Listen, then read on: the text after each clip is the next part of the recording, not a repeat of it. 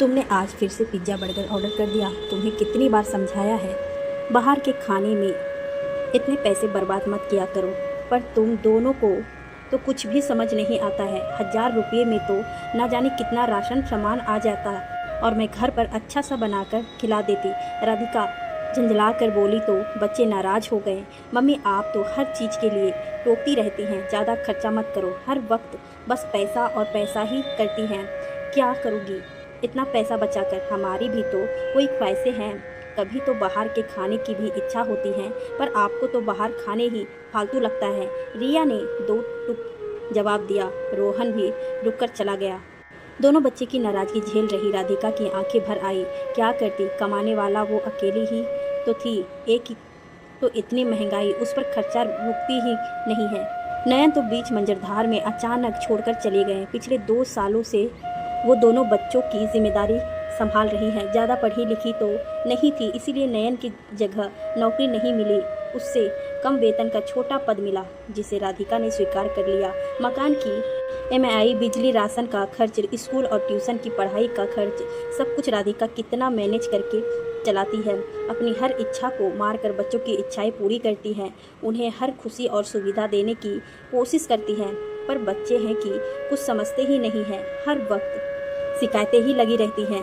आज नयन होते तो अपने बच्चों को समझाते। राधिका सुबकने लगी। जितना कमाती है सब खर्च में चला जाता है, उसे आज भी देखना है, कल भी के लिए भी सेविंग करनी है। बच्चे अब किशोरावस्था में पहुंच गए थे, हर चीज़ के लिए जिद करने लगे थे, हर बात पर बहस करने लगे थे। कभी कभी तो रिया और रोहन बोल भी देते थे कि मम्मी, आप बड़ी कंजूस हो, खुलकर खर्चा क्यों नहीं करती। राधिका अब रोजमर्रा की बहस से परेशान हो गई थी। उसकी परेशानी उनकी काम वाली समझ रही थी। वो केवल झाड़ू पोछा करती थी, क्योंकि राधिका को नौकरी के लिए भी जाना होता था।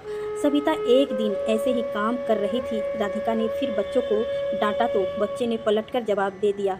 राधिका आंसू बहाने लगी।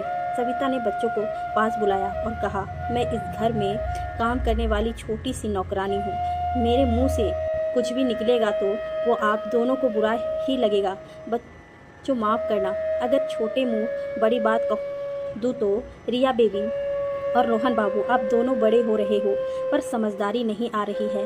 मैं आप दोनों को ये समझाना चाहती हूँ कि आपके दोस्त या सहेली जिस तरह से खर्चा करते हैं, उतना राधिका दीदी नहीं कर पाएगी। तभी राधिका बोलती है, हाँ, क्योंकि उनकी और मेरी सैलरी में बहुत फ़र्क है। मैं रुपया बचाती हूँ ताकि भविष्य में हमें किसी के सामने हाथ नहीं फैलाना पड़े।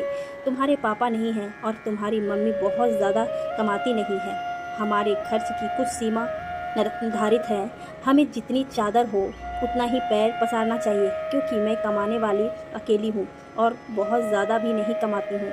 घर की परिस्थितियों को बच्चों को समझना चाहिए। अब तुम्हें समझदार बनाना होगा। जब तुम दोनों ही सहयोग नहीं करोगी तो मैं अच्छे से घर और बाहर नहीं संभाल पाऊंगी। तुम्हें यह बात समझनी होगी और ये सच्चाई भी है। जब तुम दोनों अच्छा कमाओगी तो फिर अपनी इच्छाओं की पूर्ति करना। तुम दोनों की माँ तुम दोनों की ज़रूरतें पूरी कर सकती है, हर इच्छा को पूरी नहीं कर पाएगी। मम्मी, हम दोनों को माफ़ कर दो। हमने घर की परिस्थितियों को समझा नहीं, पर हम वादा करते हैं हम दोनों मन लगाकर पढ़ाई करेंगे, कुछ बड़ा करके, और आपकी हर इच्छा को पूरी करेंगे। राधिका ने दोनों बच्चों को गले से लगा लिया। पट को जितनी चादर हो उतनी ही पैर फैलाना चाहिए। घर की परिस्थितियां और बचत का बच्चों को भी पूरा पता होना चाहिए, ताकि वो उस हिसाब से खर्च करे और परिवार में मम्मी और पापा को समझे। बच्चों को भी एहसास होना चाहिए कि मम्मी पापा ने उन्हें कितनी मुश्किल से पाला है।